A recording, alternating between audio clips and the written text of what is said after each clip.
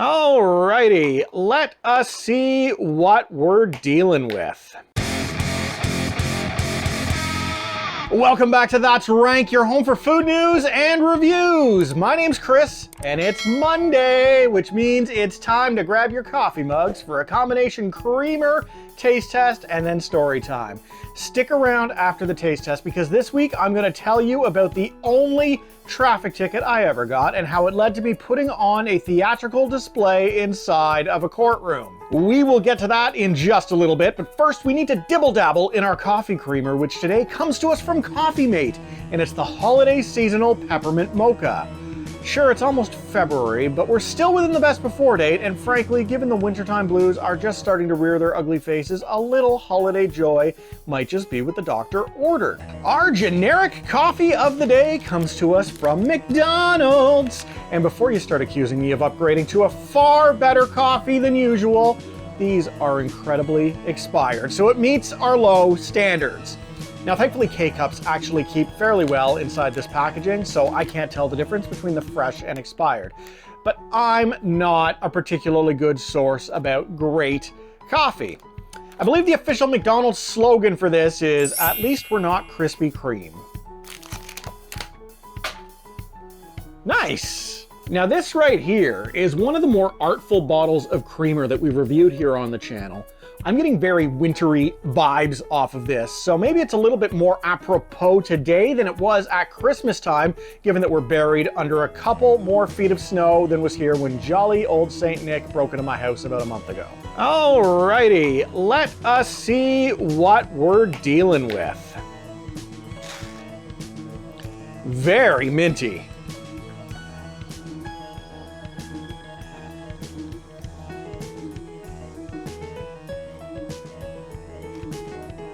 That's not bad. I do really like the mint flavor, which is really refreshing, and it works well with the coffee because it's a nice contrast against the bitterness of the coffee bean. I do feel, though, that it is incredibly seasonal. Even though I'm not a guy who sticks to seasonal rules, like I would drink eggnog in July if it was available to me. This one really does feel, though, like it's got its place, and that place is in November and December. It's not something that I want year-round, and I can't really put my finger on why, because, again, I'd eat pumpkin pie right now if you offered me some. With all that said, I'm gonna give this a 73 because it's very good, but I feel like it would wear out its welcome really quickly. And amazingly, if we take a look at our updated tier list, we now have representation across every single tier on the board, which I did not plan or expect going into this experiment. Not to worry though, we're gonna be breaking up that perfect line next week with whatever we have next on tap. Not bad at all. Okay, let's talk traffic tickets. So over the course of my whole driving life, I've only ever received one ticket, and it was for speeding. I was busted on the highway headed to work one day about 10 years ago. Cop pulled me over, asked me a bunch of questions, like if I knew what the speed limit was. You know, I acknowledged I knew what it was. He asked me if I knew what I was doing. I knew well enough just to stop answering questions. And he wrote me a ticket for in and around $250. I didn't quite know what to do, so I went online and did some online reading. Now, in doing the reading, I discovered that, you know, I did have the right to fight it, and I could get it reduced very likely given I had a clean record at that point, or potentially even removed if all things worked out per the stars. So first thing I did was I wrote a letter to the court asking for the full disclosure of all the notes the cops had. You know, I wanted all the evidence that they had. I wanted the radar readings. I wanted to find out when the gun had been tested. Everything that they had their hands on. And I intentionally did not include my phone number in that, only provided my address on the envelope and within the letter because I wanted them to mail it to me. Now the reason you do that is because if you provide your phone number, they're gonna make you go pick it up. I wanted them to mail it to me. Again, create a barrier in the hopes that it could be a legal loophole that helps you get around it. I sent them 2 registered letters, and even though it cost me money to send those letters, I figured it was an investment more so to keep my insurance from going up potentially down the line. I figured it was a wise investment, and I never actually got my disclosure. So heading into court on the day of, the lawyer pulls me inside of a room and the officer is there too. The officer was friendly, great. I have nothing but positive things to say about this officer. He was chatting with me. He said he'd noticed in the fall when he pulled me over that the snow hadn't come, asked me if I got winter tires on my car. I told him no. He said it's really slippery out there. You're going to want to think about doing that. Like, he was genuinely concerned about safety and welfare on the road. I can't knock this guy at all. Wonderful cop. Anyway, in the room, they offer to knock it all the way down from $250 to like $50 or something, and 1 demerit point. But I didn't want anything on my record that was going to increase my insurance. Given that they hadn't sent me my disclosure, I turned them down. And the lawyer was like, you know, we're going to destroy you in there. You're not going to win. And I said, I don't want your deal. So I went in, and I think I caught everybody by surprise, the officer, the lawyer, everybody, by asking for a stay of trial. And the reason I asked for it is because they had never provided me my disclosure. Now, they argued that I hadn't provided my phone number and that their office only allows to pick it up. And I quickly countered that by saying that that's an office rule, that is not an Ontario law.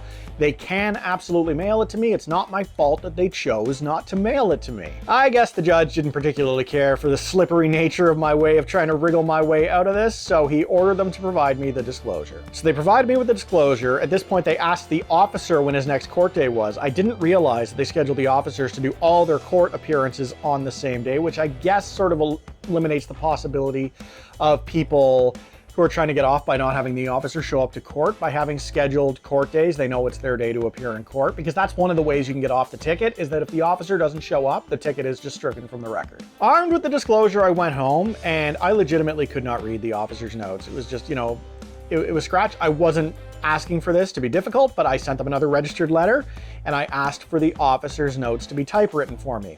If they don't provide this, again, there's my out, and I think that I would have had a good case to ask for the stay of trial. Well, they provided it, and I had to go down to go pick it up ahead of time, review it.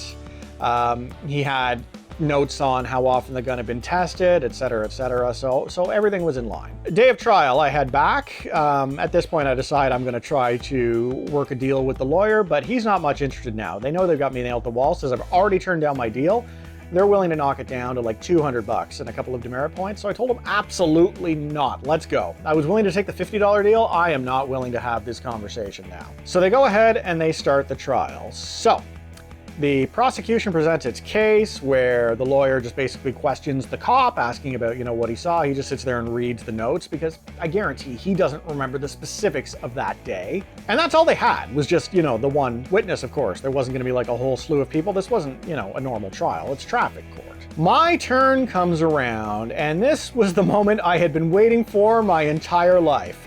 I just get myself into law and order mode. I walk up, I take one look at the officer, stare him in the eyes, and I say, I want every one of your answers to be coming at me yes or no. Now, this is where I wish that I had kept my notes from 10 years ago, because I can't remember every question I asked him, but I remember I asked him a slew of leading questions, yes or no, and he kept going off topic, where he would keep adding to what I was asking, and at one point, I barked at him. I said, yes or no is the only thing I want. I don't want the extras. And he continued doing it. So I finally looked at the judge, and the judge, who was clearly wildly amused that this was taking place, because traffic court has to be the most boring thing in the entire world for these judges. This probably made this guy's day. So he just turned and looked at the officer. He said, he has asked you to answer yes or no. It's yes or no. Now, the timing of that was great, because I was asking about, you know, road clarity, if the radar can possibly pick up on other cars on the road. I got him to admit that the radar testing is not 100% accurate, which I thought was a win on my end, because I asked him, are radar readings accurate 100% of the time? And he said no.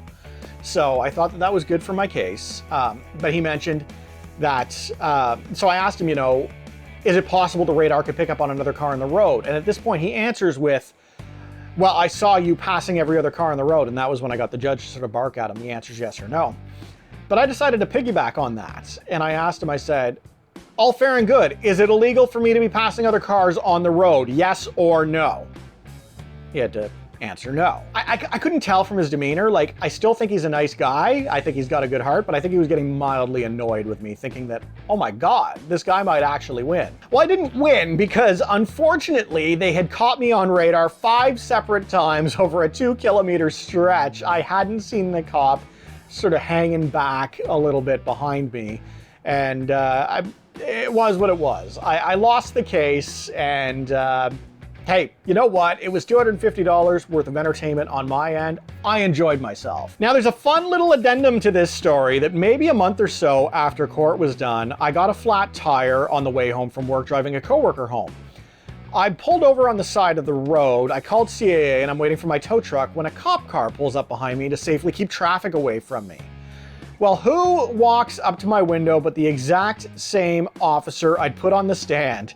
So now I meekly look at him and go, hi, and he immediately says, now there's a familiar face.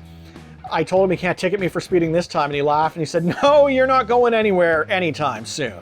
So when he left, my coworker, who had heard the entire trial story before, sort of looks at me and he goes, you know, that guy has probably dealt with 10,000 scumbags a year, and it says a lot that he remembers you. So there you go, my loan ticket and court appearance. I can promise you my foot has gotten a lot lighter since then. I have learned my lesson, and I'm a much more cautious driver now that I've got a son in the backseat as well.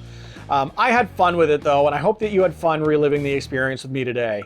If you like what you're seeing on this channel, I would love to have you subscribe, as it does help me out. I'm here nearly every single day. Thank you very much for joining me today, and I'll catch you on the next one.